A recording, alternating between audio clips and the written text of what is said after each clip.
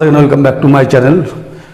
आज जो हम पढ़ाने जा रहे हैं बीकॉम सेकेंड ईयर का है, हमारे यहाँ सेमेस्टर 4 है रिकॉन्स्ट्रक्शन, जो कि बहुत ही इंपॉर्टेंट है। जनरली बच्चे लोग इस चैप्टर से भागता है, टफ है, समझता है कि बहुत टफ है, नहीं कर पाएंगे, लेकिन ऐसा कुछ नहीं। चलिए आज इसको हम लोग स्टार्ट करते हैं और समझते हैं। इसका एंट्रीज वगैरह हम लिख के दिखाते हैं और मेरे साथ बने रहिए और हम लोग फॉलो करते रहिए। देखिए रिकॉन्स्ट्रक्शन क्या होता है।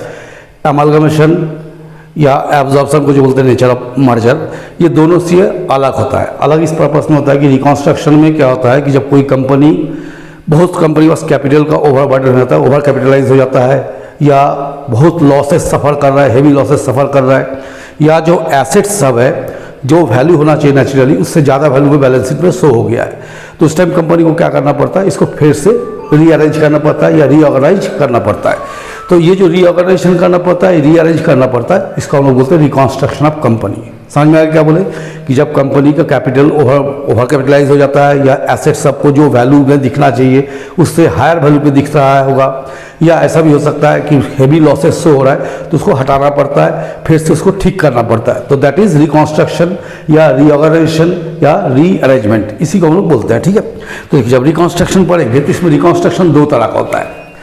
एक होता है आपका इंटरनल रिकॉन्स्ट्रक्शन, एक होता है एक्सटर्नल रिकॉन्स्ट्रक्शन। रिकॉन्स्ट्रक्शन दो तरह का होता है, एक होता है इंटरनल, एक होता है एक्सटर्नल। देखिए इंटरनल रिकॉन्स्ट्रक्शन में क्या होता है, इसमें कंपनी समाप्त नहीं होता है। जैसे अमालगमेशन में क्या होता है, कंपनी खत्म हो जाता है, नया कंपनी फॉर्म हो जाता है। इंटरनल रिकॉन्स्ट्रक्शन में नया कंपनी नहीं बनता है, उसी कंपनी को फिर हम लोग रीऑर्गेनाइज करते, फिर से उसको बनाते हैं। जबकि एक्सटर्नल कंपनी क्या होता है कि पुराना कंपनी समाप्त हो जाता है, उसके जगह एक नया कंपनी बनता है। पुराना कंपनी को बोलते हैं वेंडर कंपनी, जिसका लिक्विडेशन हो जाता है, उसके जगह एक नया कंपनी फॉर्म होता है। इसमें क्या होता है कि कोई नया कंपनी फॉर्म नहीं होता है, इसमें क्या होता है धीरे धीरे वही उसी कंपनी को हम लोग क्या करते हैं फिर से रीऑर्गेनाइज करते हैं। जिस तरह उसका ओवर बर्डन्स है उसको हम लोग हटा देते हैं, जो लॉसेस है उसको राइट ऑफ कर देते हैं, इस तरह से चलते हैं। तो इसको लोग इस तरह से लिख सकते हैं, in internal reconstruction old company is not going into liquidation. Actually it's actually company reorganized by reducing its liabilities etc. ठीक है, तो इसमें क्या होता है कि पुराना कंपनी आपको खत्म नहीं होता है, उसको रीऑर्गेनाइज करते। और इन एक्सटर्नल रिकॉन्स्ट्रक्शन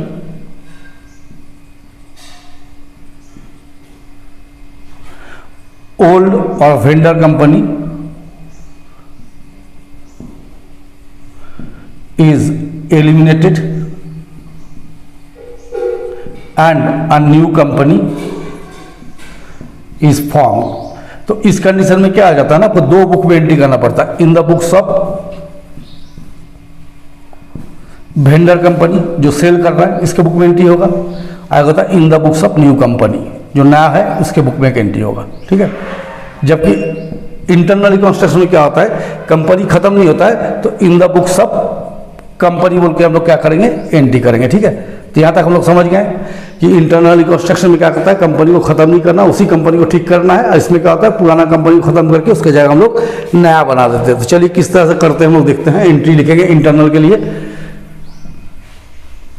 और देखिए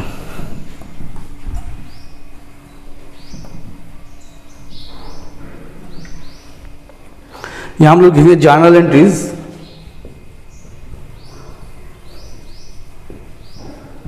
in the books of company.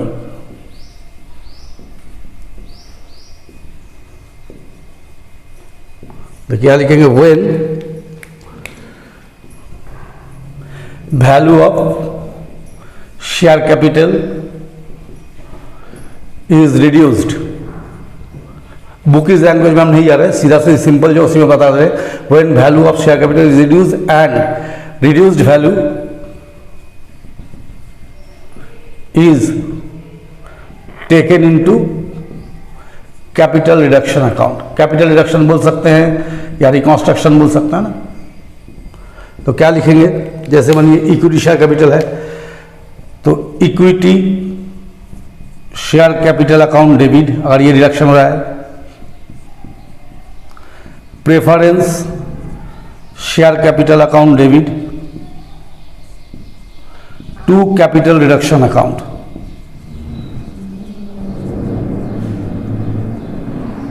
being reduction in value of share capital taken into capital reduction account। कहाँ ले गया इसको, कैपिटल रिडक्शन अकाउंट। सेकेंड देखिए क्या होता है, when old share capital converted into new share capital, जब पुराना शेयर कैपिटल का लोग नया बदल देंगे, and any reduced reduction in such value taken into capital reduction account. अब क्या होता है, एक तो डायरेक्ट आपको कैपिटल का वैल्यू खत्म कर दिया गया, एक होता है शेयर को ऑल्टरेशन किया जाता है, जो शेयर का वैल्यू है उसको कम बेशी करके या नंबर ऑफ शेयर बढ़ा के वैल्यू कम करके उसको ऑल्टरेशन किया जाता है। तो ऐसे कंडीशन में क्या करेंगे, शेयर कैपिटल अकाउंट डेबिट, ये हो गया old, to new share capital account to capital reduction account, being alteration in value of share capital is recorded and reduction on such taken into capital reduction account। ठीक है, ये हो गया दो entry. तीसरा एंट्री में देखिए बुक में बहुत कम एंट्री दिया हुआ है, हम इसको अपना और एक्सपेंड करके लिख देते हैं। थर्ड देखिए, if debenture holders sacrifice the amount for reconstruction, कभी कभी डिवेंचर होल्डर को रिक्वेस्ट किया जाता है कि आप भी कोई अमाउंट सैक्रिफाइस कीजिए ताकि कंपनी को हम लोग प्रॉफिटेबल बना सके, कंपनी को आगे ले जा सके। तो ऐसे कंडीशन में क्या करना होगा हम लोग को, debenture account debit to capital reduction account, capital या डिवेंचर होल्डर भी बहुत कोई लिखता है, डिवेंचर या डिवेंचर होल्डर कर दीजिएगा जैसे में समझ में आए, है ना। इसको कहेगा तो दो एंट्री करना पड़ेगा, नहीं तो सिंगल एंट्री भी होगा। देखिए, amount sacrifice by debenture holder taken into capital reduction account.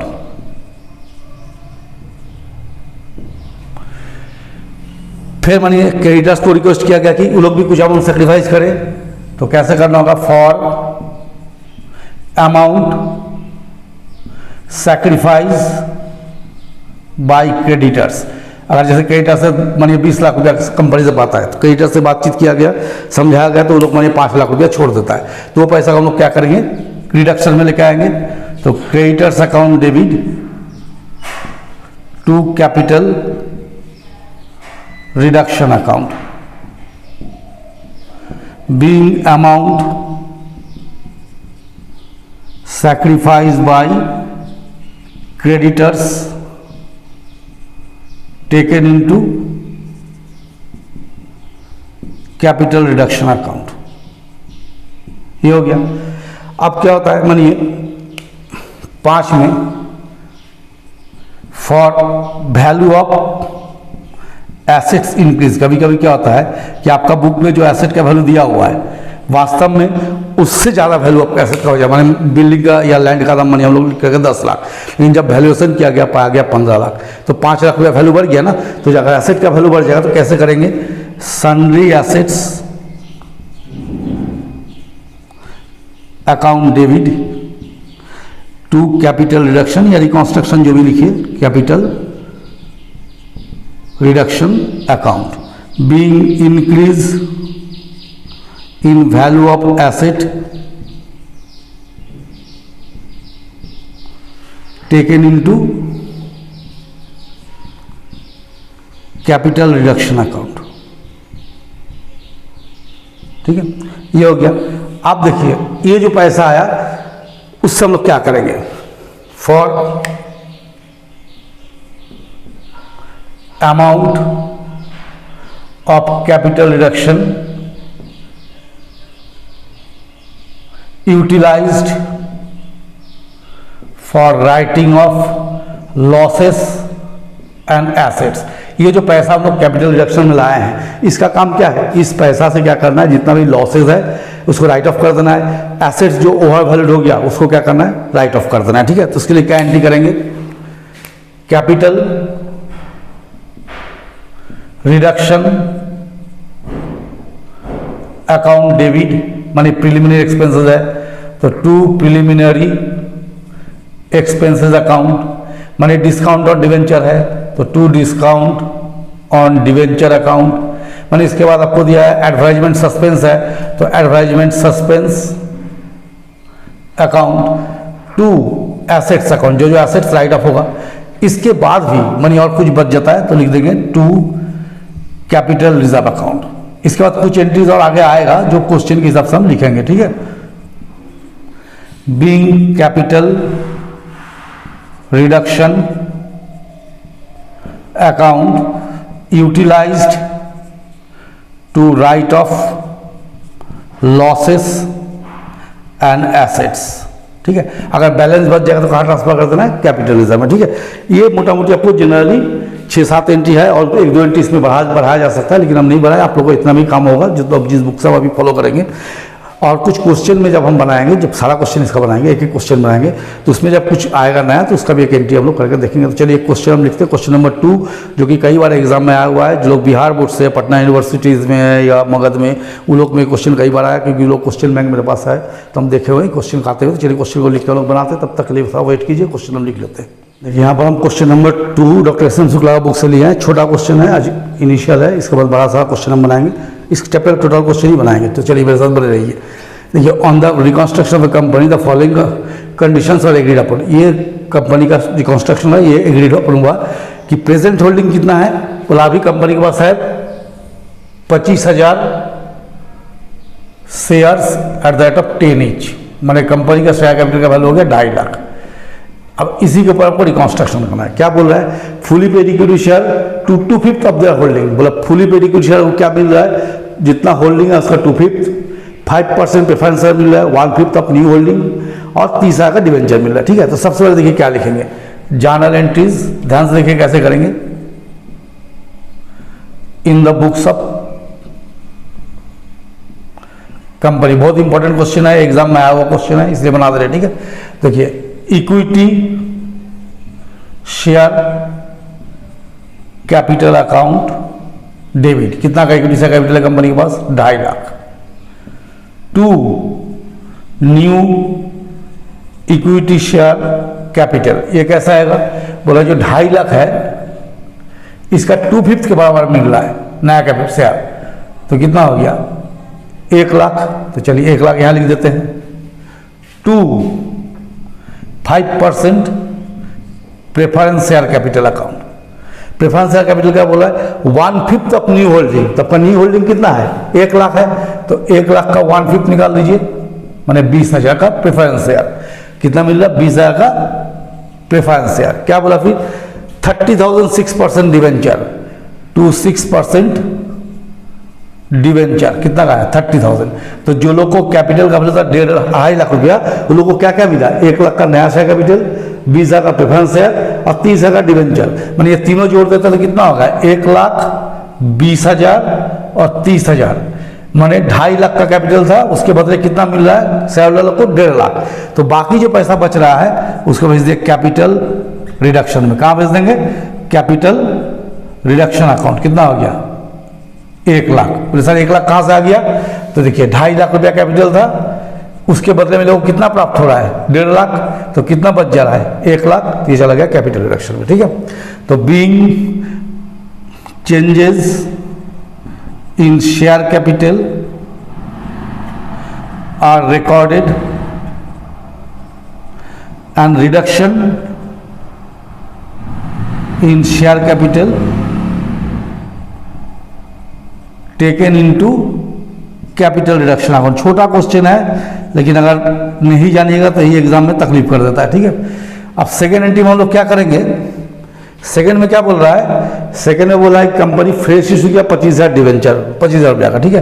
तो ये कोई मैटर नहीं, इसके लिए हम लिखेंगे bank account debit to 5% first debenture being ₹25,000 5% first debenture issued by company. तो आ गया 25,000 रुपया, ये हम लोग लिख दिए।